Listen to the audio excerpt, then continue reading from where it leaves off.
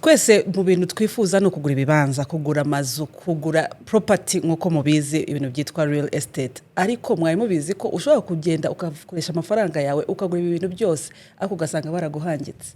Uyu munsi ngiye kuganira n'umuntu bungu ugiye kuduhugura uburyo twakwitwararika kujya mu kaga twamaze gukoresha amafaranga yacu kuri ibi bintu. Ese watwibwira muvandi? Murakoze. Nitwa Ngabo Darto Emmanuel. Nkaba mfite company ikora ibintu bigendanye no gucunga imitungo y'abaturage, ubwo ndavuga mu Rwanda. Aho nimvuga gucunga umutungo ntago mvuze ngo nukuyindagiza, ahubwo bihera mu kuba twamenya neza ko uwo mutungo ko kubaho. Ese umuntu uri kuwugurisha abaho koko niwe?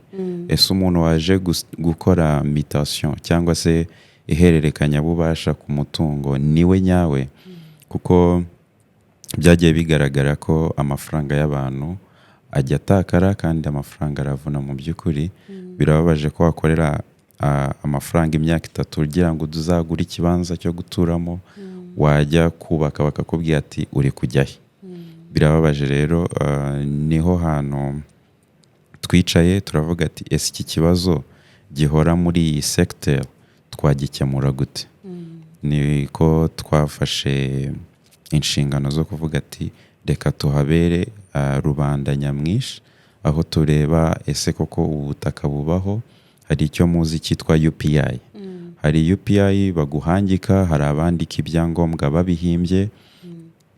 Ugasanga wenda n'abantu bakagombye kuba muri iyo deal nk'uko byise, ugasanga bose n'abantu batabaho.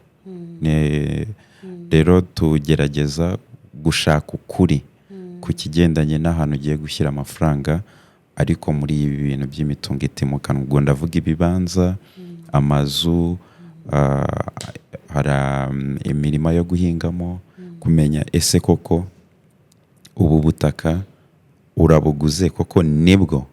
Ese koko nibwo bugiye kukujyaho? Yes. Twagiye twumva inkuru mu bavandimwe, natwe bishobora kuba byaratubayeho. Umuntu akagura nk'ikibanza, yajya kukireba nyuma y'igihe ugasanga yenda baramubwiye ngo ahangaha ntago bishoboka ko wahubaka, kandi mu by'ukuri mbere yarabonye nyine bakamubwira ngo nta kibazo. Ese ibyo ngibyo umuntu amenya gute? Tuvuge ngo urambagije ikibanza, tutangire ku kibanza. Urambagije ikibanza, ni ibihe wakabaye witwararika mbere yuko wishura? Mu by'ukuri ibyo bintu bikunze kubaho, kandi nkurikije uburyo twagiye dukora ubushakashatsi mu bijyanye n'ihererekanya bubasha ku bibanza, ibyo bintu bibaho n'uyu munsi biracyaba. Ndakeka hari n'uwahuye nabyo n'uyu munsi, n'ejo hari uzahura nabyo. Niyo mpamvu mwaturaritse, niyo mpamvu natwe turi hano kugira ngo nibura dufatanye ubukangurambaga. Ntago tuje muri business, ntago ni ukubafasha guhumuka amaso yo kugura imitungo itimukanwa. Uyu munsi turabizi ko u Rwanda rurimo ruratera imbere cyane. Ntago navuga ati wenda bari baramurebeye mbere none basanze byarahindutse. U Rwanda ruri gutera imbere cyane. So akenshi hari igihe usanga wenda waraguze master plan, igishushanyo mbonera kitarakosorwa. Rero hari igihe igihugu kirebye aho icyerekezo cy'igihugu muri rusange, ugasanga hari ubuhinzi hahindutse gutura, cyangwa hari guturwa hahindutse inganda. So rero ntago ba 100% mvuga ati baraguhangitse kuri urwo ruhande, ariko nanone ikiza cy'igihugu cyacu cyashyizeho master plan platforms. Hariho imbuga ushobora gusura ukaba wabasha kumenya ngo mu myaka igena imbere ndi kubona ari ugutura.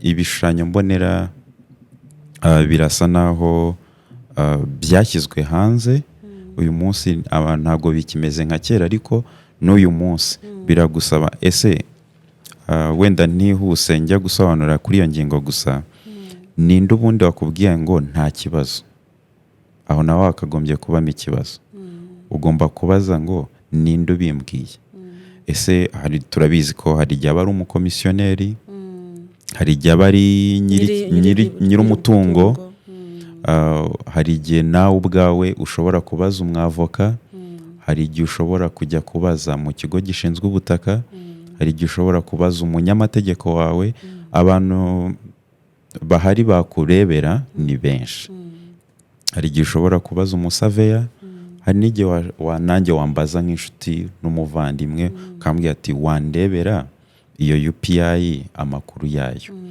ariko ahanini ugomba kwibaza ngo ninde umpaye amakuru ubu rero uwakabaye aguha amakuru nyayo ninde uwakabaye aguha amakuru nyayo n'abo bantu bose nabavuze kuko bafite ububasha nawe ubwawe ugiye kugura ufite ububasha bwo kuba wamenya amakuru ariko nk'uko tubizi habaho umutima utwaye ibintu byose ubwo ndavuga land center land center ishobora kuguha amakuru menshi arambuye ku butaka ugiye kugura ariko ntabwo bivuze ngo bagusuye niho ushobora kuvuga ati amakuru nakuye muri land center nayo nagiye gushaka kuri tele birahura yego ubwo twumvishije UPI usanze nta kibazo gihari hari ikintu kigeze kumbaho nagiye kugura ubutaka njya kubugura n'umuntu mu by'ukuri wari usanzwe uziranye n'umuntu mbega umuntu waduhuje yari amwizeye noneho tugura ubutaka turishura ariko uwo muntu atubwira ko adafite umwanya tuzaza kuba twagurana ihererekanya bubasha ku mutungo nuko turamwishuye tugumanye aho kibanza tuzi ngo igihe kizagera tujye guhindura mwamwishyuye yose twarayishyuye yose kubera icyizere cya wa muntu bari baziranye nk'uko ntajya kugura yenda ku mukuru wawe ukambwira ati uyu muntu rwose ndamwizeye njyewe ndi inshuti yawe bukeye ngira ngo hakiyeho nk'umwaka umwe dutangira gutekereza iki kibanza turashaka kucyubaka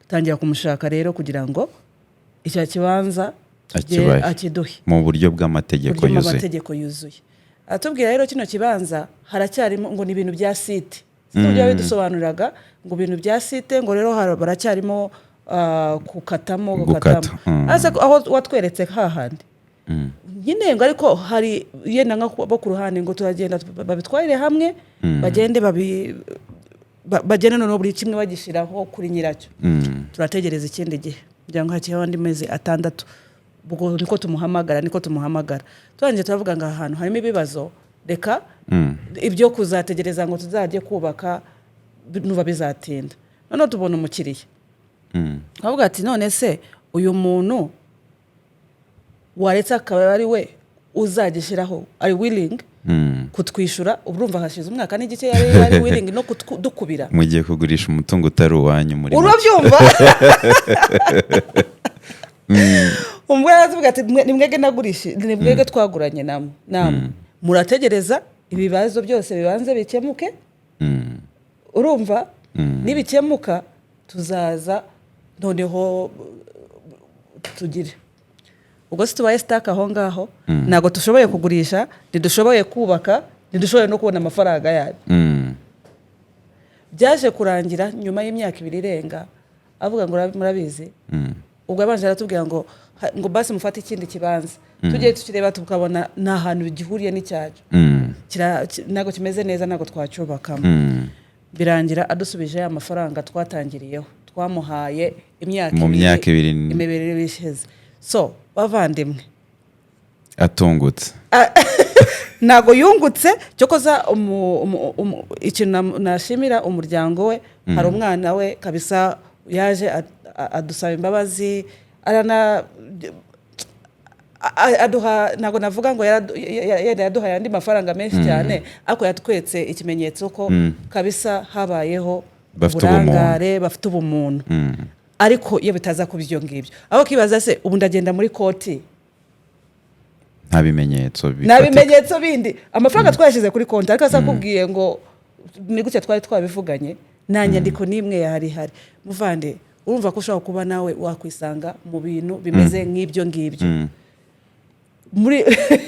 muri ibyo bintu byambayeho niki urumva hari amakosa nkangahe nakoze umuntu wenda wumva yagira kuko hari ibyo ushobora kuba narananigiyemo mu by'ukuri ushobora kongera ngakora ntago njya kure y'imvugo ya leta hari itangazo bakunze gutanga nkunda cyane bavuga ati umutungo utakwanditsweho ubutaka butakwanditsweho ntago ari ubwawe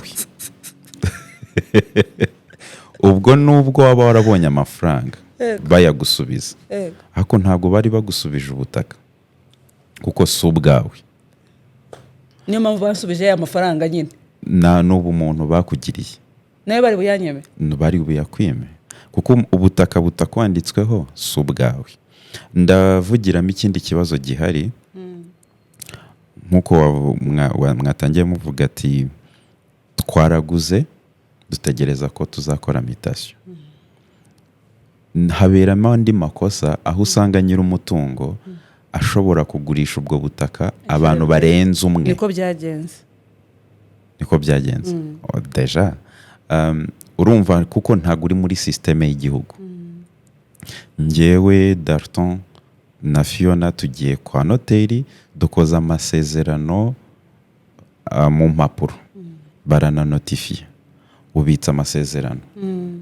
Yego noteri yemewe n'amategeko, umutungo ariko ufite mu magambo ufite mu mwuka kuko nakora indi mutation ikanyura mu irembo cyangwa ikanyura muri systeme zagenwe, uwo muntu ugiye muri systeme niwe nyiri umutungo, ntago ari Fiona wawuguze mbere. Mu by'ukuri noteri nawe n'ukugurishije n'abagabo bari bahari baba bazi ngo bwaguzwe, ariko igihugu ntago kibizi kandi igihugu niwe mubyeyi umenya ibyo dufite. Rero no mu kuza guca imanza bareba ninde uri muri systeme. Rero icyo gihe nabyita ko haba habayemo uburiganya. Niho hamwe ushobora gufata aya masezerano ugatangira ukayoboka inkiko ati ubutaka bwanjye barabugurishije, ariko umutungo utakwanditsweho ntago ari wawe. Nawe udukurikiye niba hari n'ubutaka ufite waguze mu cyizere wizeye ko waguze kwa noteri, nakugira inama yo gushyiramo agatege ukajya muri systeme y'irembo. Biroroshye no kujya kwa noteri bakagushyira muri systeme, icyangombwa kikakujyaho. Niba hari n'amafaranga uvuga buriya, reka ngo urugero, hari nk'abantu bakunze gukora ngo ati mfite 8,000,000 reka mbe nsiguhaye 2,000,000 nzaziguha nyuma y'amezi 2 ariko ubutaka ubume. Ako se ko butakwanditsweho ibyo bintu abantu iryo kosa abantu barabikora cyane, bararikora, ariko ni umuco tukwiye kureka. Niba uzi ngo nta hantu wanditswe ku cyangombwa, amasezerano ntago njyewe nyaha, ndavuga ku ruhande rwanjye, ntago nyaha agaciro cyane nkurikije iyo mvugo leta ikunze gushishikariza abaturage. Ubutaka butakwanditsweho ntago ari ubwawe. Kuba noteri yabyanditse ariko niwe wakoze amasezerano n'ugurisha, we icyo abavuga ati bano bantu ibyo bavuganye mbarimo hagati ndabyemeza ko ari byo bavuze, ariko ntago yaje kuri tere ngo amenye ngo bwa butaka buri hehe barimo baravuga. W'icyo areba muri system, nubwo yanditse ayo masezerano anotifyinze ayo masezerano, ubutaka buba bukiri kuri wa wundi wabutanze, na nyuma y'umwaka buzaba bukiri kuri nde? Kuri wa wundi. Ejo najya muri banki agafatiraho inguzanyo kandi nabyo yabikora kuko ubutaka buracyari abifiteho ububasha 100%. So rero nabagira inama yo kwihutira ahubwo gushaka babagurishije muri ibyo byiciro. Icyo ni cyambere. Udafite icyangombwa na gato, hari ni udafite n'amasezerano nkanjye ubwo njya kubwita ubwo ariko reka ndeke gukoresha iryo jambo. Ariko hari n'uwo ufite amasezerano akadafite ubutaka. Bombi bagomba kugira bakwihutira gushaka inzego zibishinzwe. Ubwo ndavuga hari ba noteri bigenga na ba noteri ba leta, ku mirenge barahari, bakabafasha ibibazo, mukirinda ibibazo by'ejo hazaza. Urumva niba nyuma y'imyaka 2 n'amezi 6 warasubiranye amafaranga imbumbe watanze, ni igihombo gikomeye. Kandi ndaguha urugero, niba igihugu cyacu kiri kuzamuka ku muvuduko udasanzwe, ndaguha urugero nko mu karere ka Bugesera hari niho dukunze gukora inspection cyane, ni nako karere kagaragaramo ihererekanya bubasha ku rwego rwo hejuru kurusha utundi turere. Abantu benshi usanga bafite icyo kibazo, ati nge nabonye deal, kuko harabizi ko ni miliyoni 5 bari gusaba, ariko nabonye deal hahantu he5 mabonye kuri 3, none nayo mfite 5,500. Akaliska gutanga 2 n'igice ku kintu kitamuriho. Ni nkaho ubu yashyize mu abakora iyo business bambabarire, ni nkaho ubu yashyize muri betting. Nzakibona cyangwa sinzakibona. Ntago mvuze ngo wikwizera inshuti, simvuze ngo wikwizera umuvandimwe, ariko nanone umuntu muvukana mu ndimwe, ngira ngo n'umubyeyi wawe. Nje namaze kureba abantu nago iyo bijemo amafaranga hari uburyo duhinduka. Nta nubwo navuga ngo uretse umubyeyi n'abavandimwe bawe, uwo muvandimwe nawe yarashatse se, uwo mutungo uba uri ku bantu babiri, harumva hajemo umwetranje. So ufite kuvuga ati njyewe Fiona mfite ibi simbifite, kandi ukamaximiza ukavuga ni 100%. Ubutaka ndabubonye 100%, simbubonye 100%. Rero ibintu byo kuvuga ngo nakwizera n'uyu nguyu, navuga ko muri ibintu by'imitungo wakwizera systeme y'igihugu nawe ubwawe. Oh wow. Ejo turimo kuganira wambwiye ko hari irindi kosa rijya ribaho, yuko umuntu ashobora kukugurisha, noneho tuvuye ku bibanza tugiye ku nzu, akaba yakugurisha inzu runaka B, ariko mu by'ukuri mwajya kwa noteri ugasanga akwanditseho E. Akwanditseho ikibanza kitarimo inzu. Wenda kubishyiraho umucyo,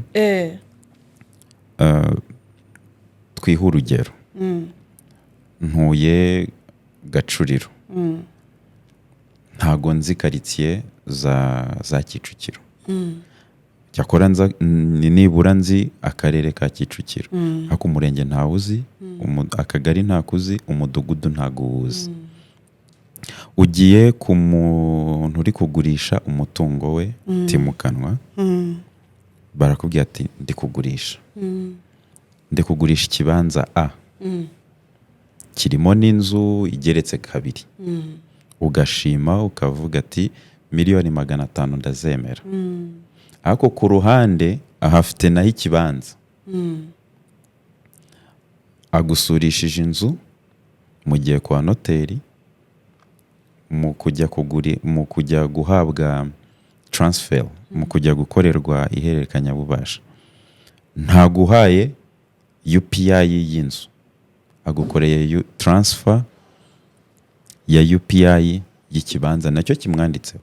Urumva aho ngaho nta escroquerie irimo ku ruhande rumwe, kuko yubahirije amategeko.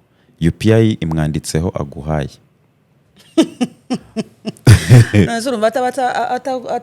Escroquerie navuga yo ku rwego rwo hejuru, ni hamwe ushobora kubura byose, kuko nazo zirahari.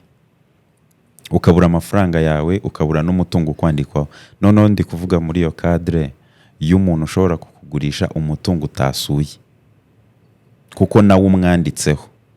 kandi ibyo bintu sinibaza ko twese tujya tubitekereza. Ntago abanyarwanda benshi, nanjye ndimo, ntago nabitekerezagaho kugeza umubonye ko bijya bibaho. kugeza igihe nabibonesheje amaso yanjye.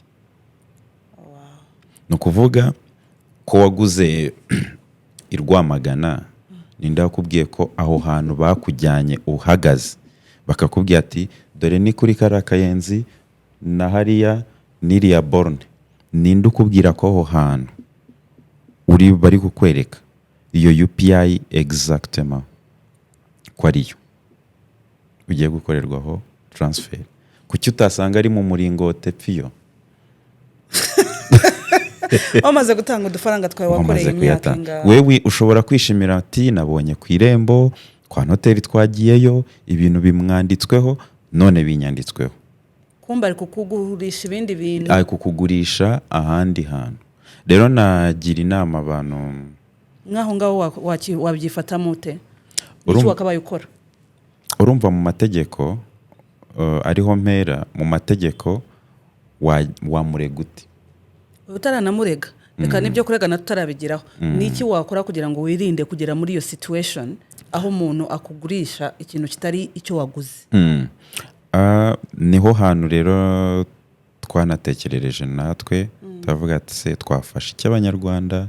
Ni nayo mpamvu turi hano, ni kubafasha nk'uko natangiye bivuga, no guhumura. Ntago mbanje kuzana ikintu gishya, ahubwo ni ukukwereka ati hariya bimeze gutya, ni ukukwereka igisanzwe gihari.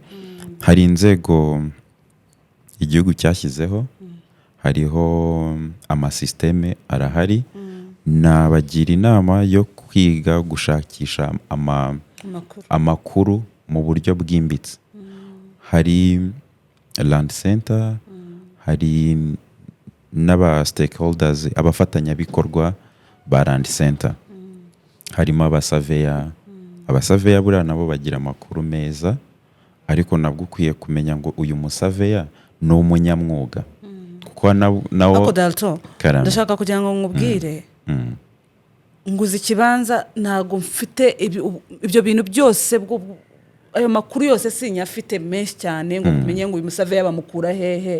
Umunyarwanda usanzwe sinzi ukuntu namwita, yego, uyiboneye miliyoni 2 cyangwa miliyoni runaka, cyangwa natani no mu gihugu, nabyo birashoboka. Atumye umuvandimwe we ngo agiye kumushakira. Tubwira abantu twageraho byihuse. Abambere wageraho ndimo, ego, nakwiheraho. Nshobora kugufasha kumenya amakuru mu buryo burambuye. Ego, ni nacyo kintu nifuza ko twese dufatanyiriza hamwe, tugasenyera umugozi umwe. Hari ijambo umuyobozi umwe yigeze kuvuga bo mu nzego zishinzwe iperereza, aravuga ati mureke pressure. Ego, ufite amafaranga niwe mwami, niwe ufite icyo avuze. Niba ufite miliyoni 2 zawe, wikumva undi muntu wese urimo uragushyiraho pressure, ushyiramo agatege, bagiye kuhatwara. ariko ndiye byaranjobe, uziko na umukomisiyoneri ushobora kuza kukugurisha ikintu atakubwiye ko hari umuhinde uje gutanga miliyoni 10, wowe utanga yenda nk'eshatu. Bita bigucyangana na modoka muhuriye hariya, ahita akubwira imodoka muhuriye hariya, avuga agiye kujya kuri banki. Ukibaza se niba agiye kujya kuri banki, kuki why me kubera iki njyewe umvonye mikiye gitangaza kureza utanga miliyoni 10. Ni pressure wa mugani, ni pressure. Niwo muzi. Ufite miliyoni 3 zawe, wijya ku muvuduko udasanzwe, kuko ubabaye nuri kugurisha buriya. Ubabaye nuwo nabo bafatanya bikorwa barimo aho ngaho, kuko nibo bakeneye icyo ufite mu mufuka. Rero niba ugifite, iyumve nk'umwami, tuza. Niba wumvaga uri bugure uyu munsi ariko ukabona hari amakuru ari kukwisoba, tegereza ejo. Tegereza ejo bundi, tegereza icyumweru, kuko ubabaye nushaka gufata umugabane mu cyo ufite mu mufuka, aho kugira ngo ugure ikibanza kitari cyo, nta kibazo, icyo kibanza bagitwara ukajya ahandi amafaranga yawe utayatakaje. Ni ukuvuga mu magambo make, aho kugira ngo ufate 99% y'umutungo ufite uyashyire muri betting, usigarane chance ya 1%, byaruta ukareka ukagumana 100% byawe. Yes. Niyo nama nabagira, kutajya ku muvuduko udasanzwe. Ntaho igihugu kigiye, ntaho abagurisha bagiye, n'abagura ntaho bagiye, nawe ntaho ugiye. Wenda waruvuze ijambo rimwe ngo umukomisiyoneri. Abakomisiyoneri nabo kubahwa, bakora umurimo udasanzwe, kuko ugura akeneye kumenya aho imari iri, ugurisha akeneye kumenya aho umukiriya ari. Ni abantu beza bo kubahwa, ahubwo bakeneye guhabwa cyangwa se kugira umurongo ngenderwaho. Urumva, niba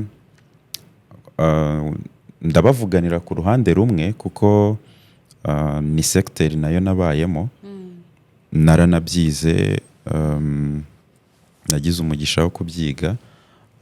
Mu bindi bihugu usanga umuntu witwa umukomisiyoneri ashobora guhembwa atakoze. Yarakoze nko mu kwezi gushize, byamenyekana ko ahantu hagurishijwe, systeme ikibwiriza ikamuhereza pourcentage ziwe.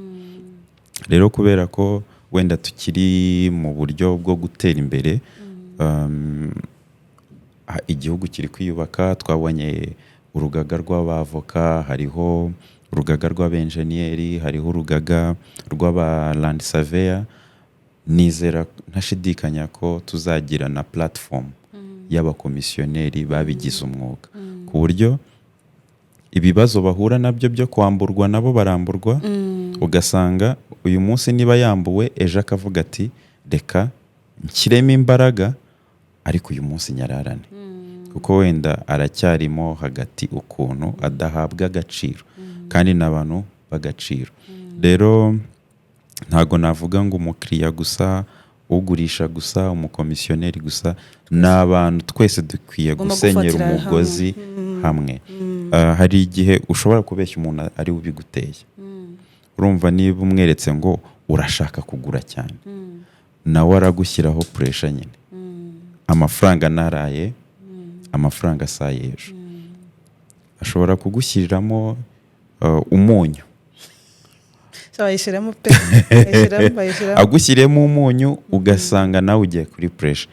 Ariko kuko uyu munsi sindi umukomisiyoneri, ntago ndi undi uwo ari we wese, njye ndimo hagati.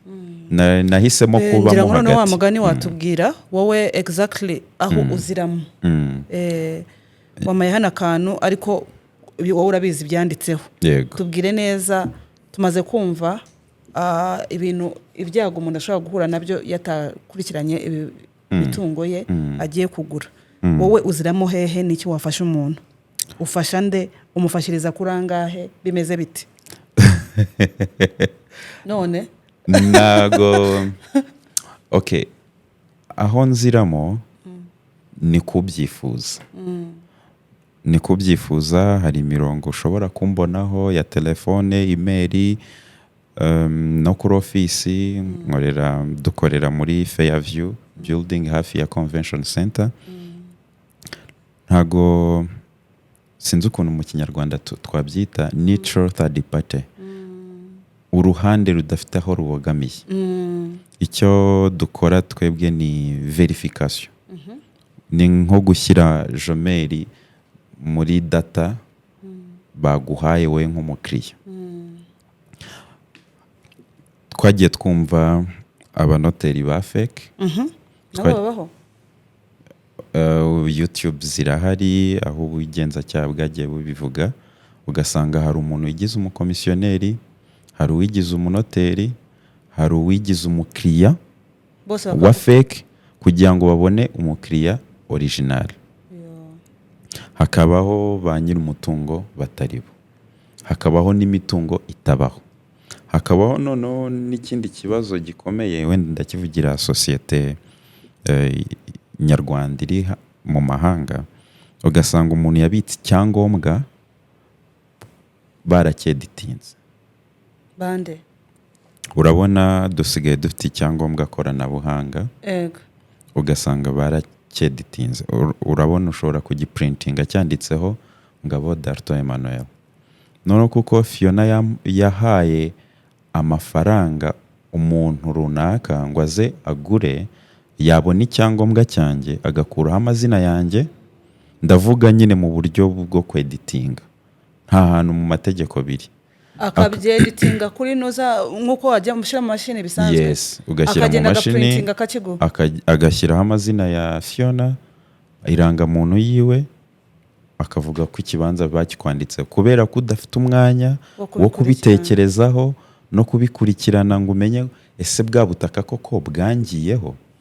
Ugasanga nyuma y'imyaka 2 ugarutse mu gihugu cyangwa imyaka 5, waza ibyo nkubwira ni inkuru mpamo.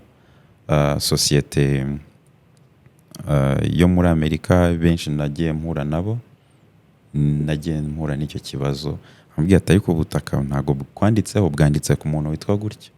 Akavuga ati reka ntibishoboka, kanaka nitumiye uyu muvandimwe wanjye. Yes yarakuriye. Yes, hari umumama wenda ibintu bikunda aba muri Leta Zunze Ubumwe za Amerika, nawe she's my best friend. Ubu ngubu barakuze nubwo mwise gutyo. Yarinze agura ibibanza 5, na kimwe cyamwanditsweho. No kuri Paul kuri uwo mumama yarababaye, arababara. Ndamubwira ati ngenda agiye mu rugo nakugurira bikagenda neza, ndamugurira. Ako yandi ntago yagarutse. Nabwo yaravuze ati ni betting, nawe sinkwizeye. Ariko icyo nshaka kuvuga, wowe ufite ubutaka, shaka ukuntu usuzumisha urebe ngo icyangombwa ufite ubundi kikwanditsweho. Ngira ngo noneho tubwire neza mwebwe wavuze ngo mukora verification. Ni ukuvuga tujya gucukumbura amakuru y'umutungo washimye. Dufata urugero, ufite umukomisiyoneri wawe, ufite sela wawe, umukomisiyoneri ufite ukugurisha, ufite noteri n'urugero, cyangwa se uwo noteri tuvuge ko adahari, ariko dufata urugero ko ufite umukomisiyoneri wawe no kugurisha, washimye ibibanza 2, cyangwa se hari icyo ugiye kwishyura. Hamagara. Nutampamagara, hamagara land surveyor, hamagara lawyer, hamagara jya muri land center bagufashe kuri amakuru. Ntago turi muri competition, turi mu gufatanya. Mu gufatanya rero harimo gutanga amakuru yimbitse ku cyo ugiye kugura. Kuko ufite amafaranga, nicyo leta yashyiriyeho inzego zitandukanye, ni naho natwe twavuze ati reka tujyemo hano tujye kuba abafatanyabikorwa. Ese tuba abafatanyabikorwa gute? Hari umuntu ushobora kuvuga ati sinshaka kujya gutonda umurongo, wenda muri land center haba umurongo. Wenda simfite umuntu mpamagara wundi, sinshaka guhamagara umwavoka, wenda yamenda. Sinshaka guhamagara uyu nguyu, wenda nawe yamenda. Cyangwa se uyu nguyu nawe ni umuntu wagiye agura ariko amakuru nawe ntafite systeme imwemerera, kuko harimo na confidentiality. Confidentiality mu Kinyarwanda twabyita umuntu abashaka kwibikira akabanga muri make. Kwibikira amabanga. Ashobora kuba adafite access ku makuru arambuye, akaba wenda atamenya ko icyangombwa kiri gifite umwenda cyangwa se gitambamiye, akaba yabasha wenda kukumenyera ubuso naho giherereye mu karere runaka, giherereye kuri za adresse. Ariko icyo nshaka kuvuga kuri verification, twebwe uburyo twajemo twitwa KGL Interact. limited, turaganira ukaba watubwira ati mfite iyi UPI ngiye kugura, mwamenyera amakuru yimbitse kuri uyu mutungo, dushobora kukurebera muri systeme zirahari n'iz'igihugu, tukareba amakuru, tugakora raporo, twarangiza gukora raporo tukaba twaza no gusura ubwo butaka kugira ngo tumenye ngo ese imbibi urimo ufite nizihe koko, kuko turabizi ko harimo ibibazo by'imbibi. Hari igihe usanga umuntu yinjiye mu wundi, ugasanga wowe uhaguze ugiye kuba victime y'uwahakugurishije kuko atazi, ntabwo yashatse kukubwira n'ayo makuru ku butaka bwawe bwinjiye mu w'abandi. Ugasanga nko ku cyangombwa ufite ubuso 1000, ariko tugiye physically ufite ubuso 700. Urumva niba wari urimo ugura ubuso 1000, havuyeho ikibanza cya metero kare 300. Urumva amafaranga wakagombye kuramira, urimo bargaining mu kinyarwanda twabyita kumvikana igiciro uguriraho. Urumva niba umenye neza ngo ubuso ku cyangombwa wa muntu ugurisha ko mbona ari 1000, ariko ko twaje gukora inspection, twaje gusuzuma ubutaka dusanga ni 700, ni 800, wewe ubwo buso urabuvugaho iki? Wamanuye igiciro. Ugasanga ya fi wishyuye yo gusura, yo gushakisha amakuru yimbitse, arimo aragenda gufasha kumenya byinshi ku mutungo ugiye kugura. Hari nk'abantu birababaje, wenda bavuze ikintu cy'amasite. Hari uburyo bubiri. Hari site zigaragaza imihanda physically, aho ngaho ukawubona kuciye, ariko muri system utarimo. Ukishimira ko waguze ikibanza kirimo ubuso 500 cyangwa 400, utazi ko umuhanda utwaramo. Donc uwo muhanda ntaguzwi na leta, bakazawuvana ku cyawe, ugasasi mu gihe kizaza ukazasigarana ubuso butoya. Cyangwa se ugasanga wenda waguze muri iyo site, wenda no muhanda ntuzemezwa. Abonze kabisa bamuriyeho habiri, asanga asigaranye ikibanza atashobora kugurisha, adashobora kubakamo, adashobora kugurisha, adashobora kugira gute. Rero umuntu ashobora kwihuta ngo ngiye kugura muri site. Yego, site ni nziza, ni programme nziza yaje yo gufasha abaturarwanda kugira ngo bature ku butaka buto kandi ari benshi. Ariko naho harimo icyo kibazo cy'uko umuntu niba yarashoboye gusaturamo ibibanza akabereka umuhanda udahari muri systeme, bivuze ngo uwo muhanda ntago leta iwuzi. Niba ugiye no kubigura, bigura ariko ubizi. Hari ukubigura utabizi no kubigura ubizi. Ugasanga hari wenda ikindi kibazo ndi buvugeho, ugasanga ugiye kugura nk'ahantu ho mu mbago za leta, nabyo bijya bibaho. Ugasanga ugiye uguza ahantu ho mu gisigara cya leta. Igisigara nabyita ni ubutaka buba bugengwa na leta. Ugasanga wenda ubutaka bwanjye bukomatanye n'ubwa leta, ugasanga ni nk'umuturage uhatuye uhamaze imyaka runaka, wakakugurisha kuko abaturage bose aho ngaho barabihamya ngo ni kwa kanaka, akakwereka n'imbago ukagura, kandi aho hantu ni mu gisigara. Rero kugira ngo uzabone transfer irangiye, ibyiza ni ukugura ibintu biri verifiye.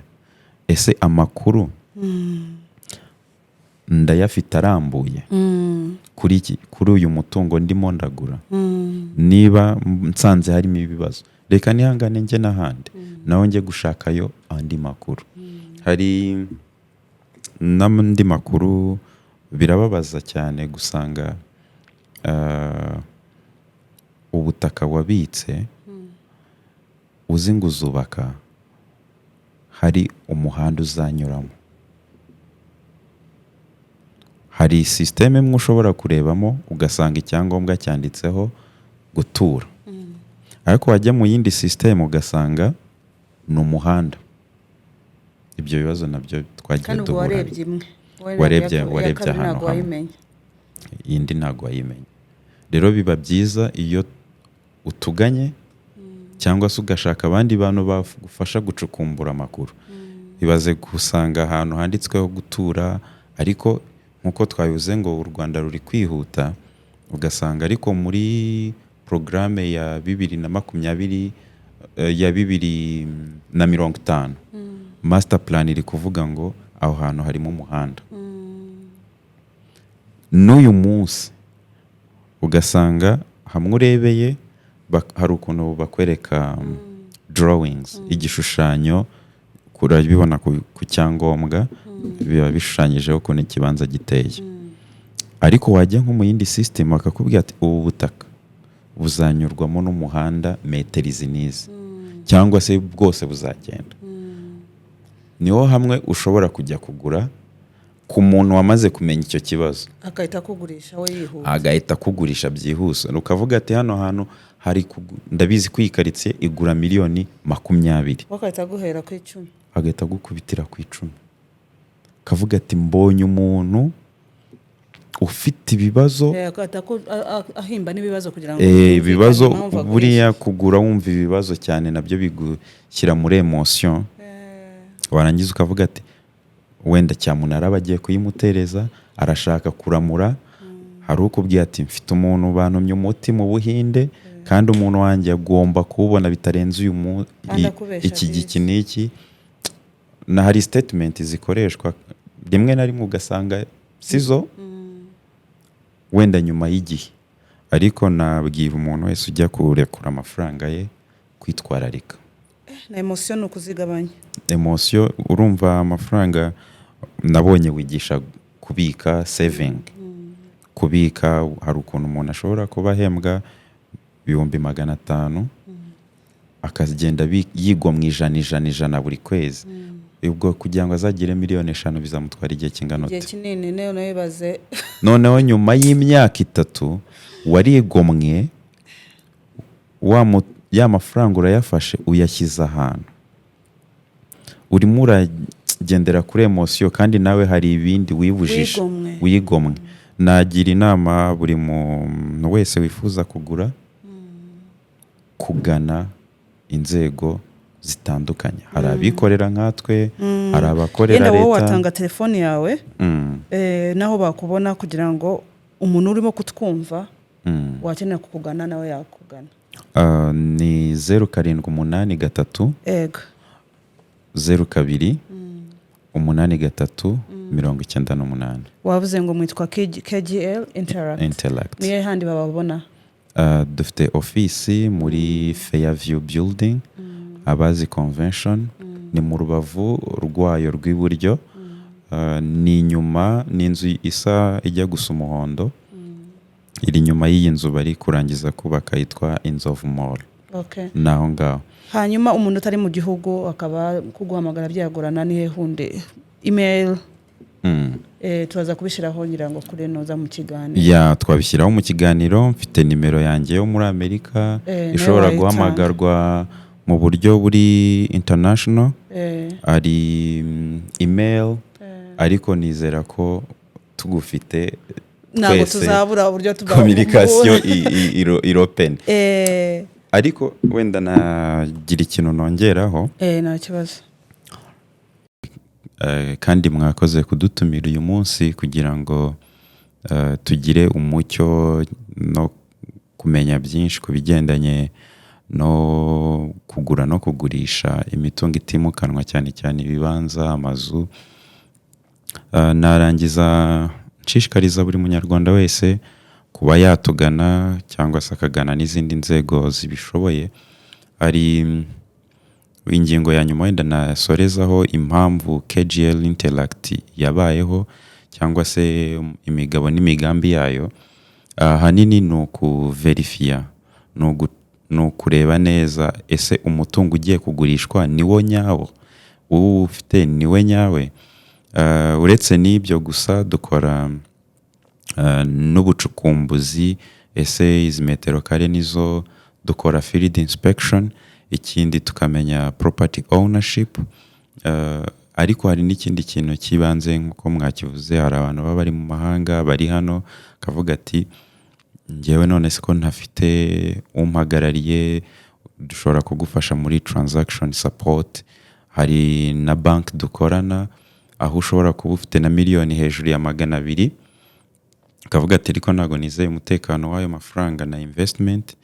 Dufite uburyo ki dukorana na bank ku buryo abanza ukabona umutungo, amafaranga ari muri banke, nabyo birakorwa biranakoreka, ariko itegeko ryacu nuko uri hejuru ya miliyoni 200. Ikindi kintu cy'ingenzi dufite nuko kuva umunsi wa mbere duhamagara, ibyo tuvuganye birandikwa.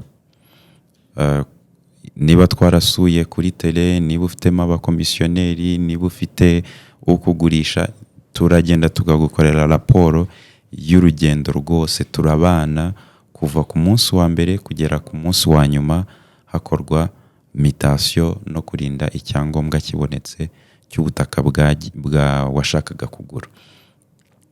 Uretse n'ibyo ntago twebwe dushyigikiye gusa ngo transaction izakunde uyibone, ahubwo tugufasha kutagwa mu moshya. Kutagwa mu moshya ndavuga kwa kundi ugura ikibanza ugasanga gifite ibibazo, ugasanga washoye imari ahantu hatagomba gushorwa, cyangwa se habayeho kunyanganywa. Niyo twavumbuye iyo mitego nayo ni success story, ni inkuru nziza tuba dufite kuko tuba turamiye ubutunzi bwawe. Muri make urugendo kuva waduhamagara twasura tere ushaka kugura, haba mu kubika impapuro zose, kuva tubonana kurinda dusoza, ibintu byose biba bihari ku buryo niba ukeneye no kuzazikoresha mu buryo bw'amategeko, mu buryo bw'ibimenyetso, nabyo dushobora kubiguha kuko turabikubikira mu buryo buri digitale, ku buryo ntago twabibura, biba bibitswe mu buryo bufite umutekano uhambaye. Ibyo rero nakomeza kubashishikariza kutihutira kwishyura utazi amakuru arambuye ku mutungo urimo uragura. Utugane muri KGL Interact tugufashe mu kwirinda kugwa mu moshya. Before you buy, you have to verify. Mbere y'uko ugura ufite kugenzura ibyo urimo uragura. Yego.